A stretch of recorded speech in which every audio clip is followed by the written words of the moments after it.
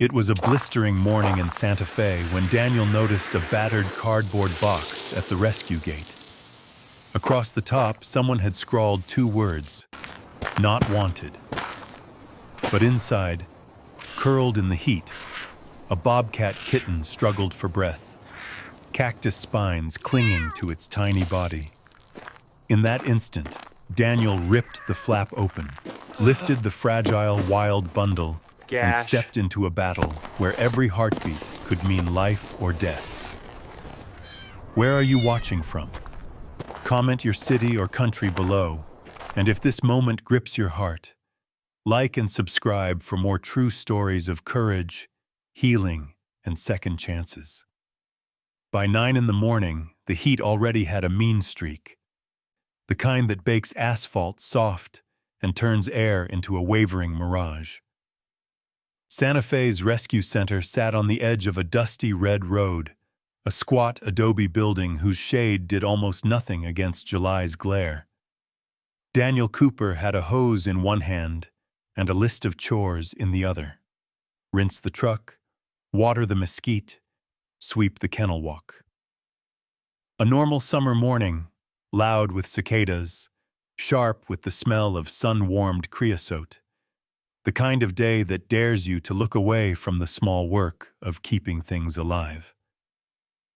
Then he saw the box.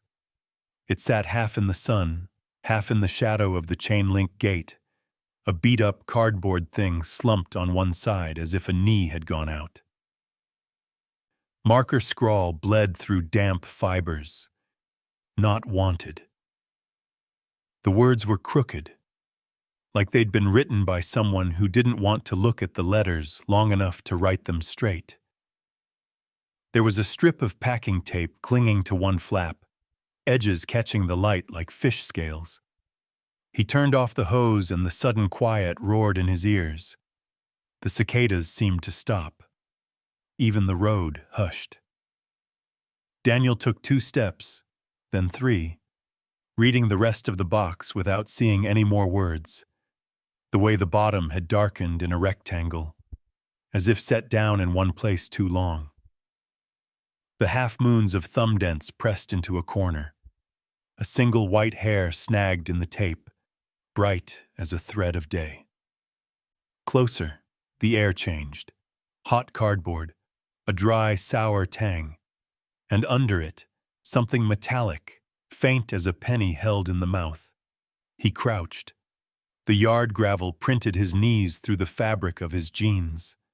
For a long breath he only listened.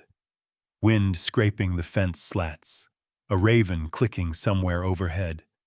The slow drip from the hose he'd abandoned in the dust. No rustle from the box. No sound at all. He reached for the top flap and paused. The words stared back, "Not wanted," and something in him resisted the ugliness of it, as if the letters themselves might bite. He lifted the flap anyway.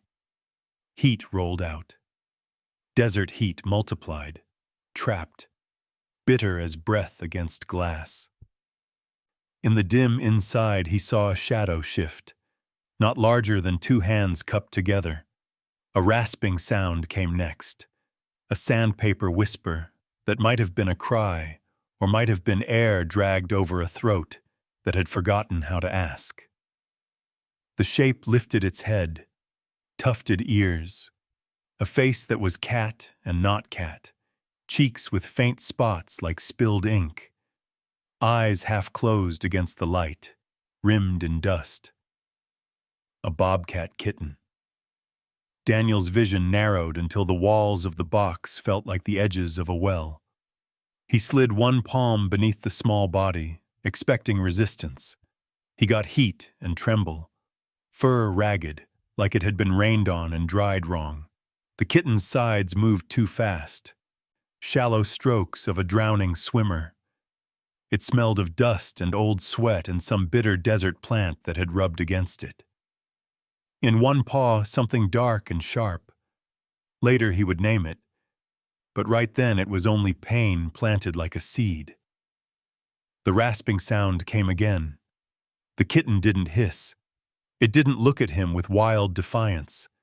It looked through him, as animals do when the body has nothing left for anger. He glanced over his shoulder, instinctively searching for an owner who might step forward with a story that made sense. The road was empty. The raven hopped 2 chain links closer and cocked its head with useless curiosity. At the far end of the lot, heat shivered over the hood of the rescue truck until the metal looked like water. Later, they would piece together a picture. Someone had taken this animal in, a person who knew just enough about cats to be dangerous and not enough about wildness to be kind. Maybe they had seen a kitten with tufted ears and thought rare pet. Maybe they had fed it cow's milk in a chipped bowl with daisies on the rim. Maybe they had watched those markings sharpen, those legs lengthen, the look in its eyes change from easy to edged, and fear had bloomed. Fear of claws, of neighbors, of laws. Fear had a way of writing messages like, "Not wanted," and of setting a box in the first patch of shade it could find before driving away without looking in the rearview mirror. Daniel slid his other hand beneath the kitten, the way he had been taught in the first month at the center. Support, then lift. The weight was almost nothing, and that nothingness scared him more than any hiss would have. The body was a handful of warm twigs, a pocket of trouble, a life measured in breaths that had to be counted right now. A truck downshifted somewhere on the highway, and his heart kicked hard enough to sting. For a beat, he imagined it was the same vehicle that had left the box, rusted blue paint, a bumper sticker curled at the corners, someone's elbow in the open window, but the sound faded and left only morning's heat and the pulse in his own throat. He stood. The gravel cuffed his boots. The kitten's head thumped against his wrist once, weakly, then went still. Maggie would be inside, inventorying syringes or labeling vials or muttering at the ancient printer that hiccuped out adoption forms with a cough. He should call her. He should shout. But something in him wanted to make the first move alone, to draw the line between the before and the after with his own hands.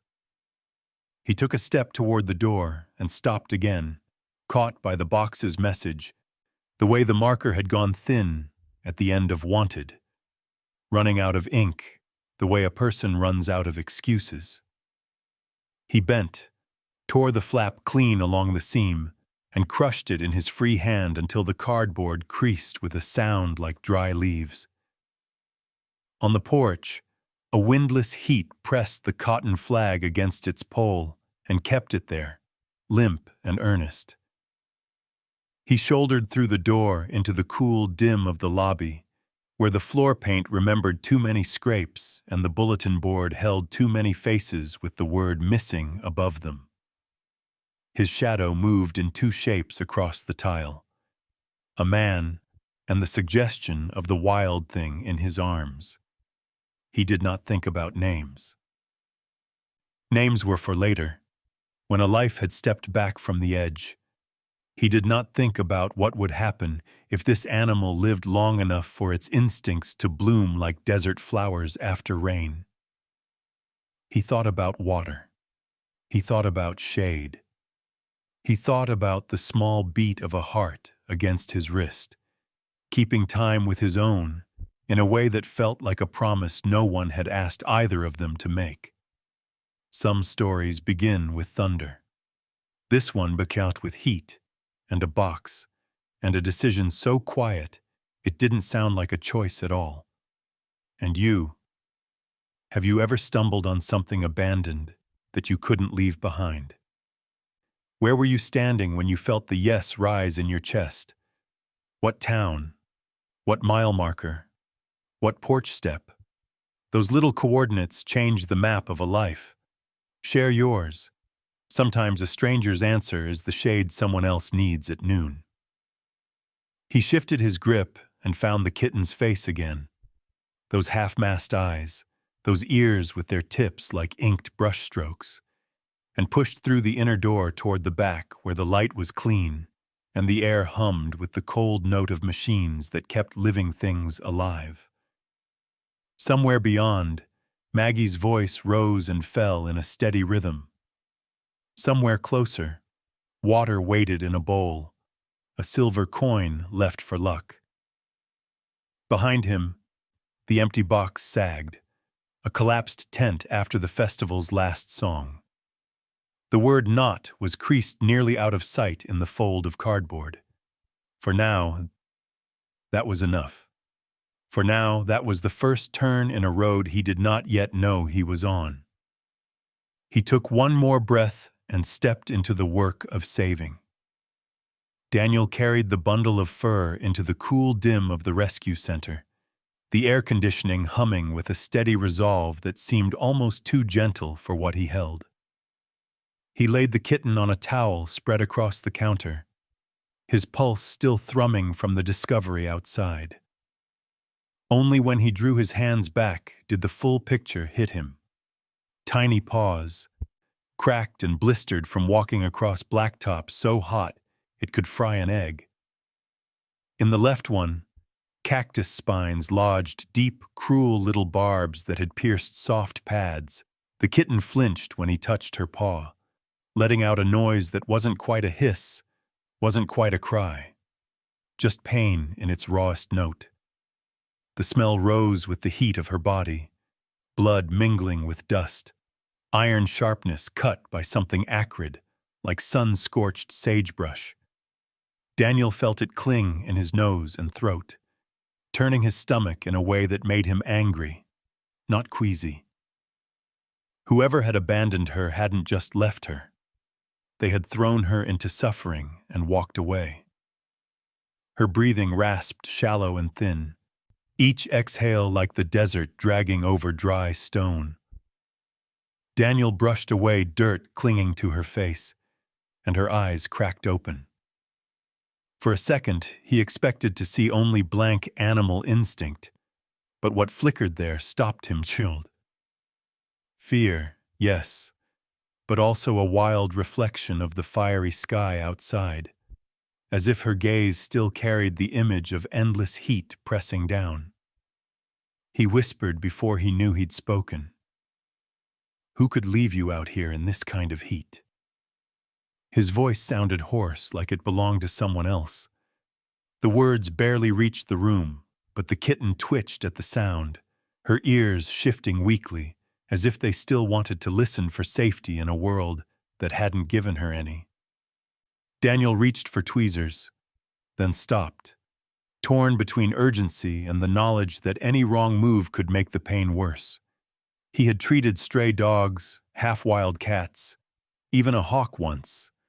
But this was different. This was wild blood wrapped in fragile skin, balanced on the line between life and death. The kitten tried to move, dragging her paw back. Her body trembled with the effort, ribs rising like fragile fence posts. Daniel steadied her gently, his thumb brushing against the rough fur along her side. It was like touching heat itself, the kind that burns even when it's fading. He forced himself to look closer. The burns across her pads were light but raw, pink flesh showing through where the skin had split. The cactus spines shimmered, some buried so deep he knew they would tear when pulled. His chest tightened. It wasn't just about pulling thorns, it was about trust, and right now she had none to give. The room pressed in, quiet except for the ticking clock above the sink and the hum of the old refrigerator where vaccines were stored. He thought of the box again, its words burned into his mind. Not wanted. He had seen cruelty before, but something about those two words scrawled across cardboard hit harder than bruises or broken bones. This wasn't just abandonment, it was dismissal, a verdict stamped across a life before it had a chance to grow. The kitten's eyes closed again, her head tipping sideways into the towel.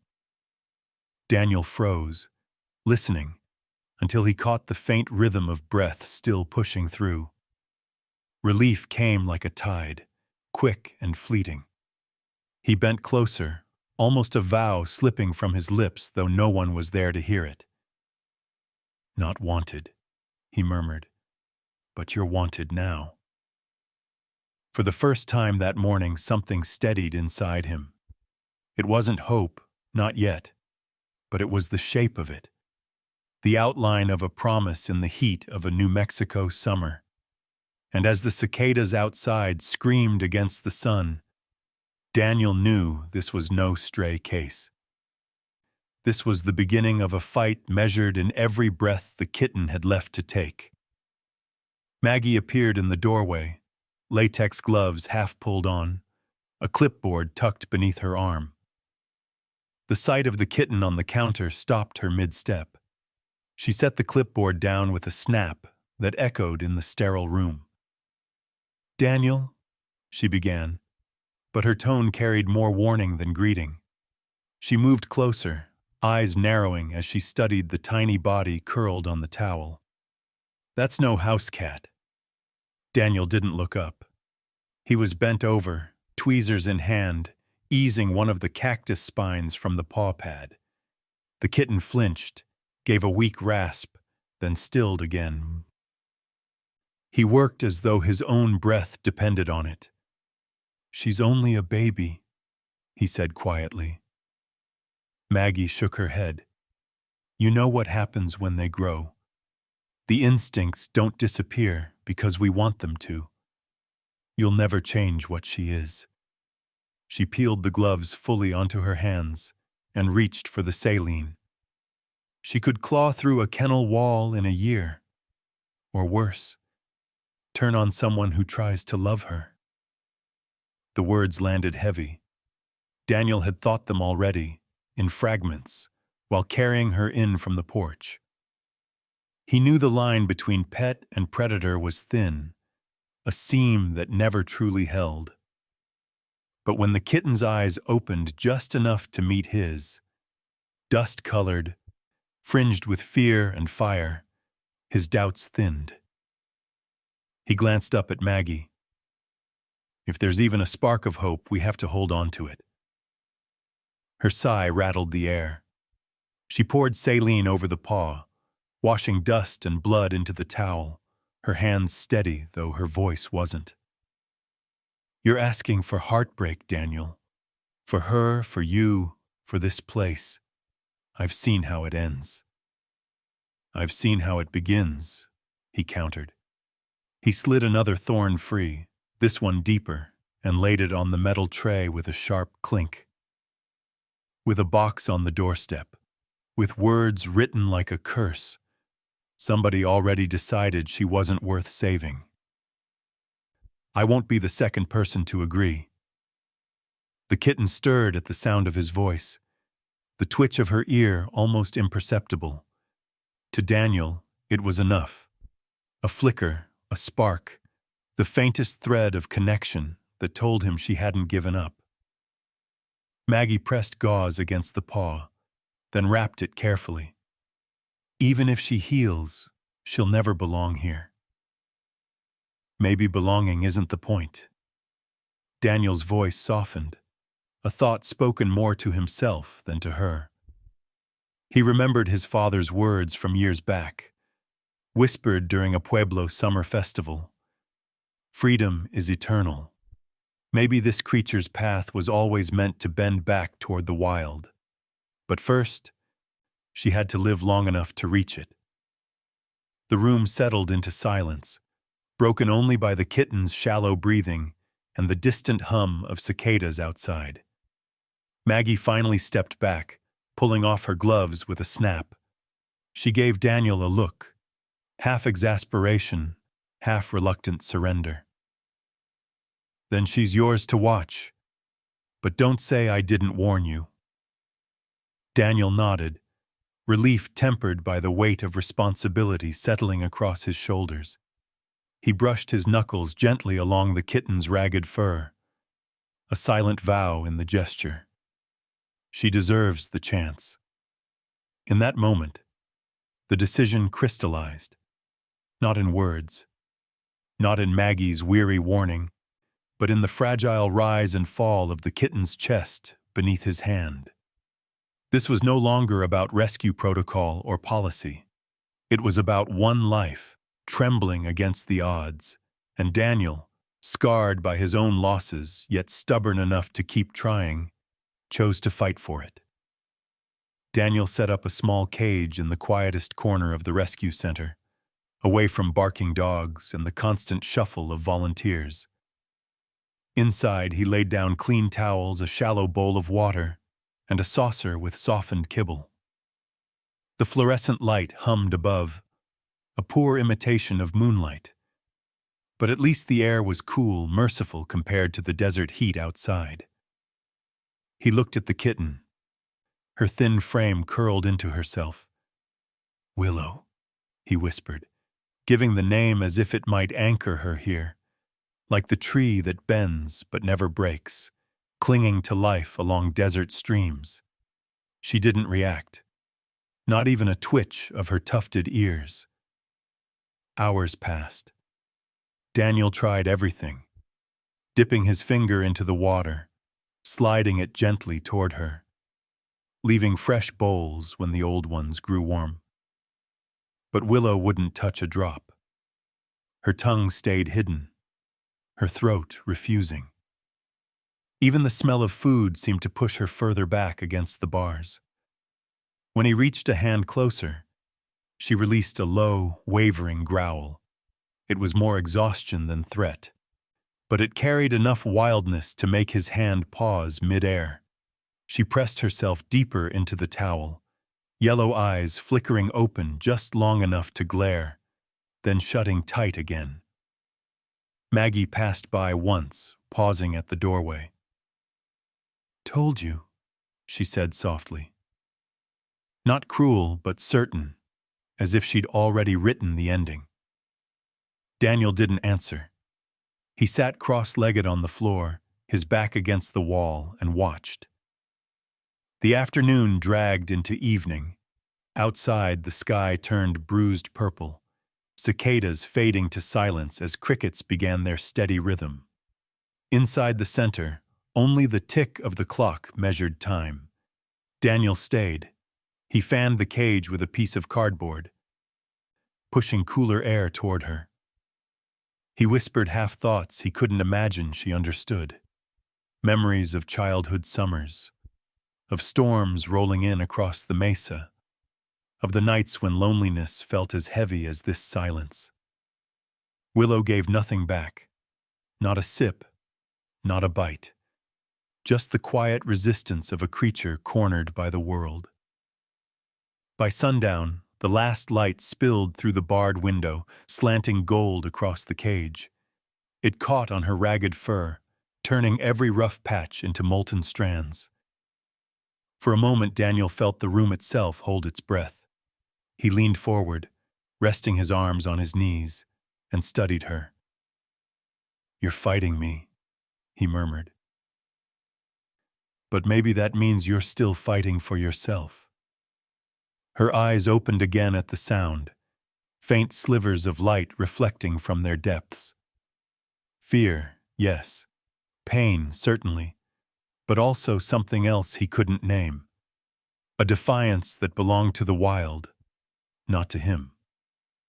Daniel stayed until the stars rose outside, until exhaustion pressed heavy behind his eyes. Still, Willow hadn't moved from her corner. Yet in the silence, in her refusal, he sensed the beginning of something, an invisible line stretching between them, fragile but unbroken. And he knew this was only the first night of a long battle. Survival wouldn't come easy. Trust, even less. But as the golden light faded into shadow, he chose to keep vigil, one breath at a time. The 5th day of heat lay over Santa Fe like a heavy quilt, the kind no one wanted, but everyone had to endure. The rescue center felt stifled, even with fans whirring and shades drawn. Daniel carried a small bowl of fresh water to Willow's cage, his shoulders aching from sleepless nights spent half dozing in a chair nearby. She hadn't touched food. Her burns were healing slowly under Maggie's careful bandages, but her spirit seemed locked away. Most hours she lay curled tight, as if the world itself pressed too close. The wild glow in her eyes had dulled into glassy stillness. Daniel slid the bowl inside, set it near the front, and left his hand resting on the floor just beside it. He didn't move. He simply let time stretch. His journal from the night before still sat open on the desk behind him. Sometimes all you can do is wait beside the silence. The minutes ticked by. Outside, a locust droned. Somewhere in the back, a dog barked once, then quieted. Daniel didn't shift, didn't speak. His hand stayed steady, palm open, near enough for her to notice but not enough to push. Then movement. Willow lifted her head, ears twitching, her eyes cracked open, fixed on the silver rim of the bowl, then flicked to the shape of his hand. She hesitated, body tense, as though some invisible tether held her back. For a heartbeat, Daniel thought she would retreat again, vanish into her corner. But she didn't. Slowly, paws trembling, she crept forward. Each step was a question, each pause a test of trust. She reached the bowl, lowered her nose, and for the first time in days, touched water. A sip, then another. Small, tentative, but real. The sound of it was delicate as rainfall after drought. Daniel's throat tightened. He blinked hard, the sight blurring before him. It wasn't just survival. It was a choice she was making, to try, to live. When she lifted her head, droplets clung to the fur around her mouth. Her gaze rose, meeting his. For a moment, neither looked away. There was no growl, no hiss, only a thin thread of recognition, fragile but undeniable. She shivered, then curled back into her corner, but not before glancing once more at his open palm. Daniel exhaled a breath he hadn't realized he'd been holding. He reached for his journal that night and wrote in uneven lines. Sometimes, a sip of water is all it takes to bring faith back. Sometimes, that sip is enough to change both of you. The cicadas outside sang deep into the darkness. And though the fight wasn't over, a glimmer of hope had finally cracked through the walls of fear and silence. Morning sunlight spilled through the rescue center's windows, painting stripes across the tiled floor. Daniel sat cross-legged by Willow's cage, notebook open, pen idle in his hand. For the first time in nearly a week, the air around them felt lighter. Willow had begun to drink each day, sometimes with cautious glances toward him, as though checking if he still meant safety. Now she sniffed at the softened kibble he had placed inside. Her whiskers twitched, her body tensed. Then she took a bite. A small crunch, a pause, then another.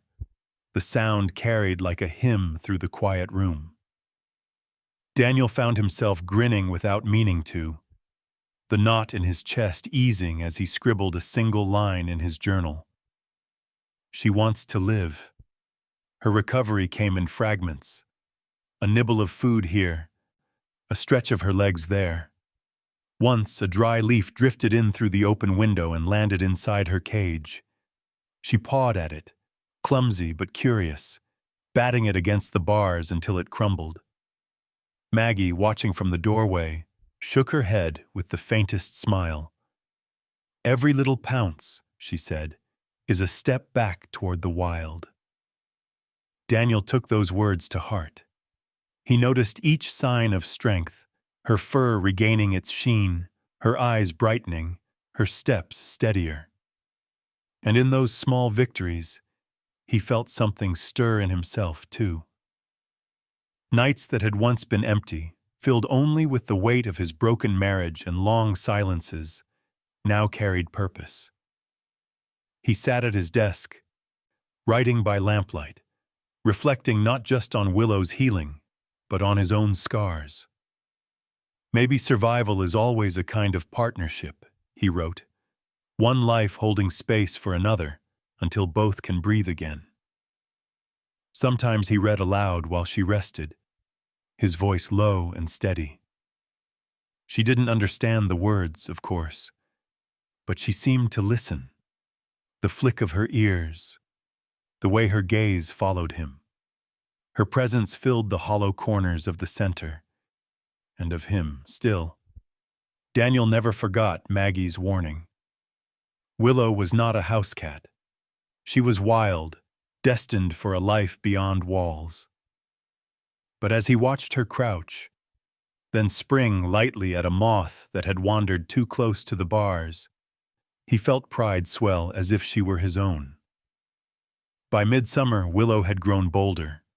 She ate daily, sometimes meeting his eyes before turning away, a rhythm of trust and independence playing out between them. Daniel understood. She was healing, but she was also remembering what she was meant to be. One night, the desert air heavy with the scent of sage and dust, Daniel wrote the thought that had been circling his mind for days. "In her eyes I see myself, searching for a second chance at life." And with that line he closed the journal, glanced at the sleeping bobcat, and felt, for the first time in years, that both of them might actually find it. By the time July bled into its hottest nights, Santa Fe was buzzing with anticipation. Fireworks stands had sprung up along the highways. Neon posters slapped against fences, promising the brightest show in the desert sky. Daniel hated the noise, but the whole city seemed to hum with it, a restless energy that seeped even into the rescue center. On the evening of the 4th, the first crack split the air just as he was finishing Willow's feeding. A sharp whistle, then a thunderous boom. Daniel flinched, but Willow exploded. She leapt back from the bowl, eyes wide, pupils blown black. Another firework lit the window with red, and she rammed herself against the bars, wild panic taking hold.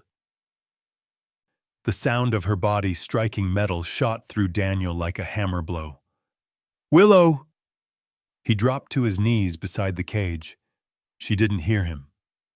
The air outside cracked again, blue sparks scattering like angry stars, and she slammed against the other side, claws raking metal, bandages ripping loose.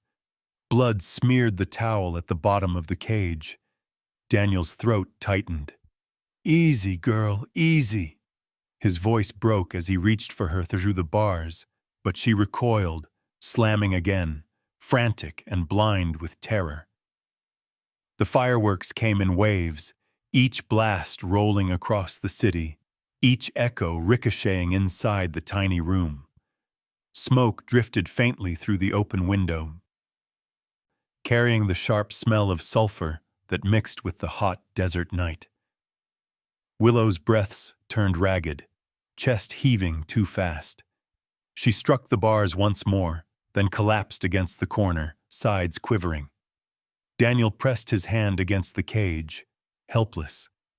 He could see where the wounds had reopened, thin lines of red threading through her fur.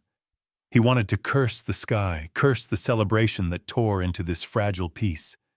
Instead, he whispered her name again and again, softer each time, as if the sound could anchor her to the floor and not the fear clawing at her chest. Gradually, as the explosions ebbed into silence, her frantic gasps slowed. Her body curled in on itself, shuddering, her ears flat. Daniel stayed crouched there, forehead pressed to the cool steel of the cage.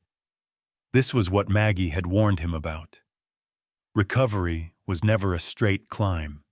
It was a spiral, 2 steps forward, 1 step back, sometimes a tumble into the dark. Tonight proved it brutally. Daniel sat with her long after the last spark faded from the sky. His knees ached, his eyes burned, but he didn't move. He couldn't. Because he realized something bitter and true. Saving Willow would take more than food and bandages. It would take a patience that could weather storms and fireworks alike. And in that moment, as she trembled against the bloodied towel, he wasn't sure if either of them was strong enough to endure what lay ahead. The week after the fireworks felt like walking on broken glass. Willow refused food again, pacing her cage with restless steps, every sound outside making her flinch. Daniel carried the weight of that night in his chest, guilt gnawing like a slow fire. He had told himself he could protect her. Now he saw how fragile that promise really was. So he tried something different. One morning, while the desert air was still cool, he unlocked the small gate leading into the shaded yard behind the center. It wasn't much, just a patch of ground bordered by cottonwoods and one dead tree left standing like a sentinel. But it was more sky, more space, more freedom than the steel bars she had known. Willow stepped out hesitantly, her paws touching dirt like it might vanish beneath her. Then her body shifted, instincts awakening.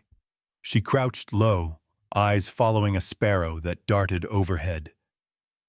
Muscles rippled beneath her fur as she climbed the trunk of the dead tree, higher, higher, until she paused on a branch that bent with her weight. From there, she looked outward, gaze fixed on the line of sky beyond the wall. Daniel sat beneath the tree, hat pushed back, sweat dampening the collar of his shirt. He didn't call her name. He didn't coax. He only watched.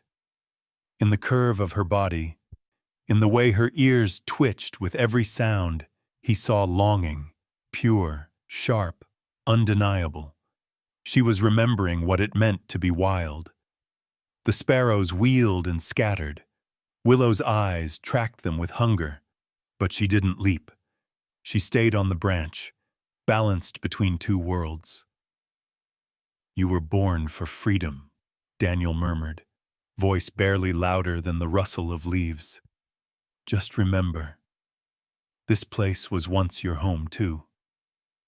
She turned her head, ears angling toward him. Their eyes met through the shimmer of heat. For a heartbeat, the distance between them didn't feel like a cage or a wall or even a species. It felt like a thread, thin, invisible, but strong. She climbed down slowly, paws deliberate, tail flicking once.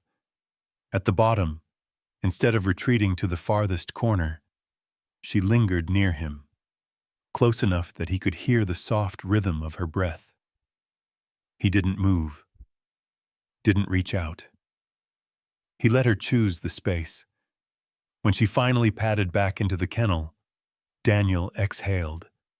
His chest felt heavy and light all at once, as if he had been holding back a tide for weeks, and it had finally broken free.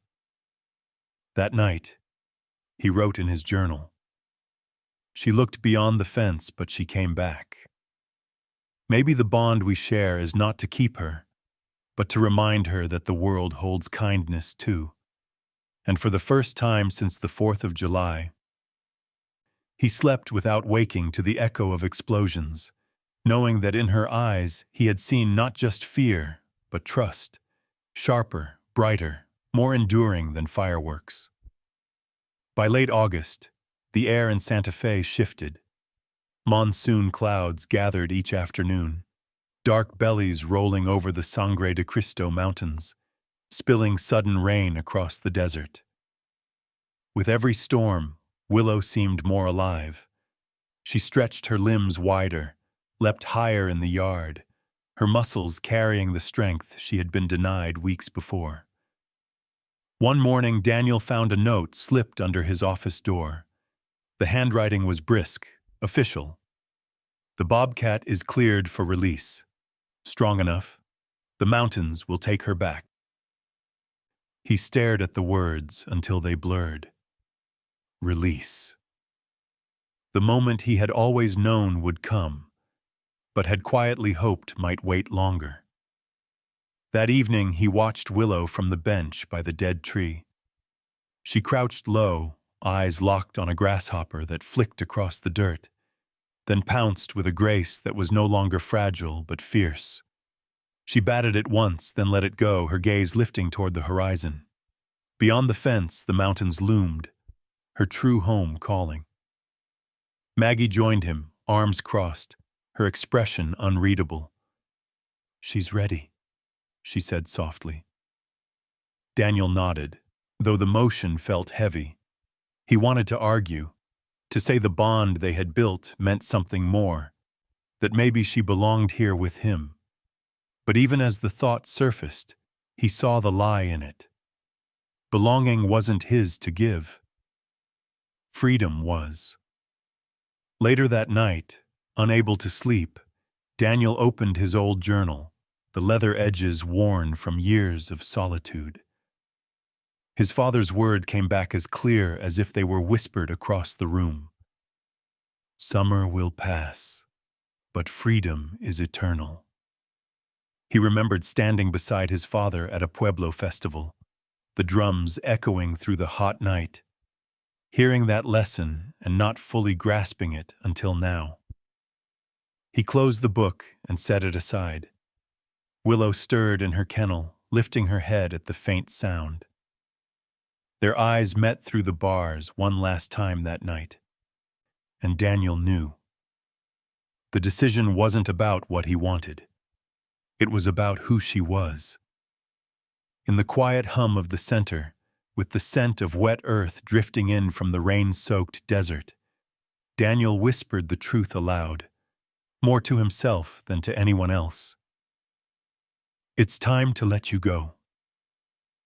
The words cut, but in their ache there was also release, a recognition that love, real love, sometimes meant stepping aside.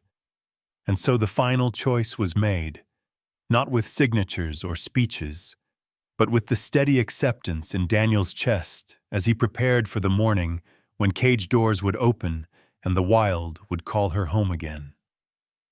The morning of release broke clear and sharp, the desert scrub still damp from last night's storm.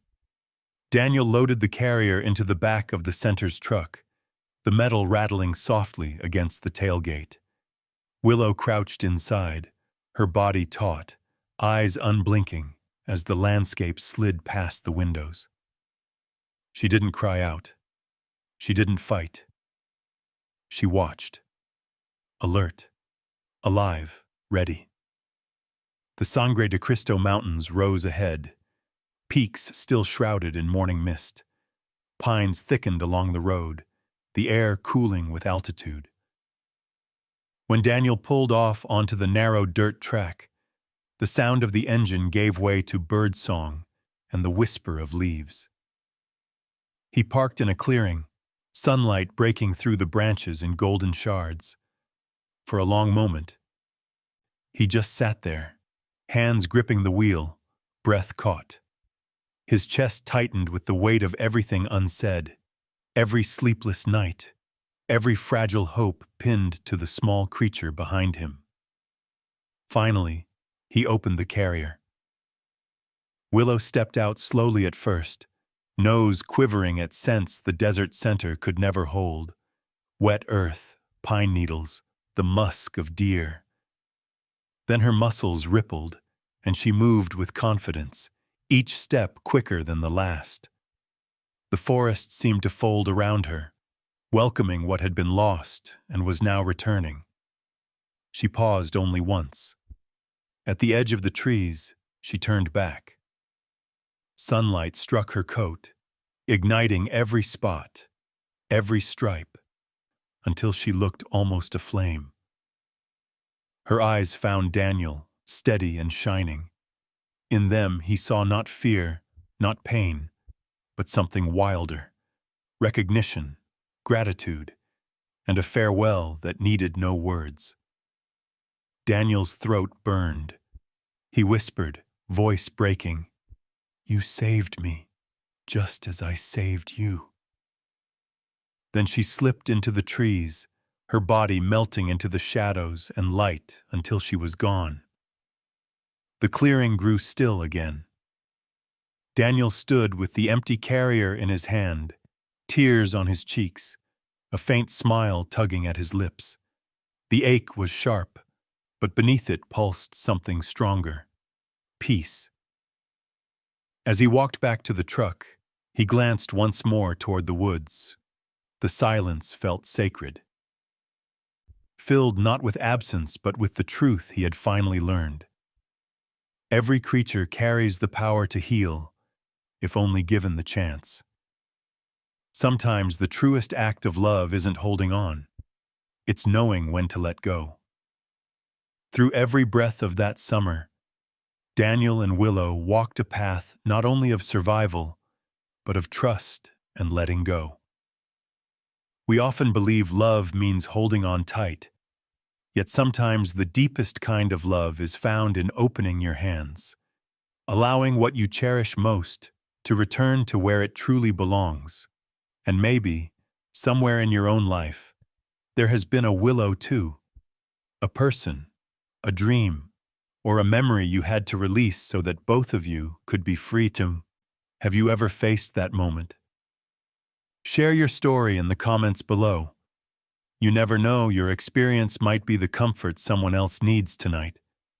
If this journey touched you, hit like and subscribe to join us for more stories of connection, healing, and hope. And don't forget to ring the bell, because the next story might be the reminder you've been waiting for in your own life.